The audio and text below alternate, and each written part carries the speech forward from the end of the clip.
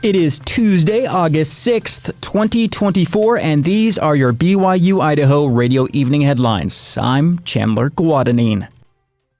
First, an evolving story for you. Fire officials are currently battling a fire on 6,000 West and 1,000 North area.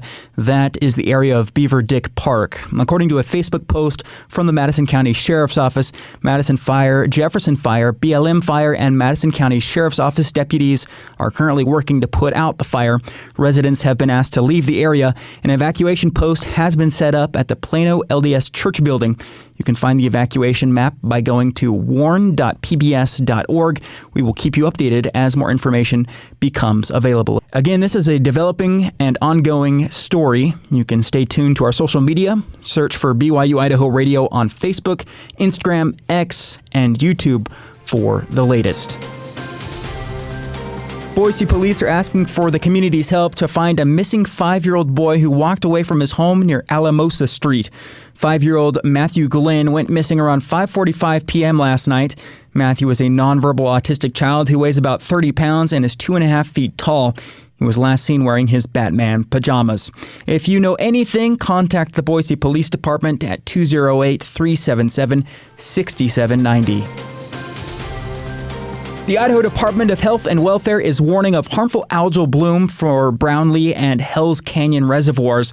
In a joint statement with the Idaho Department of Environmental Quality, DHW says that samples taken from the two reservoirs show high amounts of toxin-producing cyanobacteria. This type of bacteria can be harmful to people, pets, and livestock. The departments are asking for people to use caution when in the area by avoiding contact with the water and making sure that pets and livestock do not drink or get into the water. You should also not drink the water, even if you boil it first. Be sure to wash your hands thoroughly after touching any objects or fish from the reservoir. Do not eat the fish. If you do come in contact with the water, watch for symptoms. These can include hives, a rash, red eyes, wheezing, coughing, and shortness of breath. If you experience any of these symptoms, you can call the Poison Control Center at 1-800-222-1222. Please also send an email to algae@deq.idaho.gov. For more, visit the Idaho Department of Environmental Quality's website. Are you afraid of bats? The Idaho Falls Zoo has the perfect opportunity to face your fears with their upcoming Bat Night. The event is on Saturday and starts at 8:30 p.m. at the William J. Make Education Center located at the zoo. After a brief presentation and activities, guests are invited to explore the zoo at night and see all the different bats. Bethany West is the zoo's curator of education. She says the event provides a sensory experience for bat lovers. But we have red lights lighting up the whole space so you can see the bats really well. We have bat monitors that are catching the chirping sounds that the bats are making to use their echolocation. And it transfers those frequencies into a sound that humans can hear. And we play that sound over speakers so you can not only see the bats really well, but you can also hear them.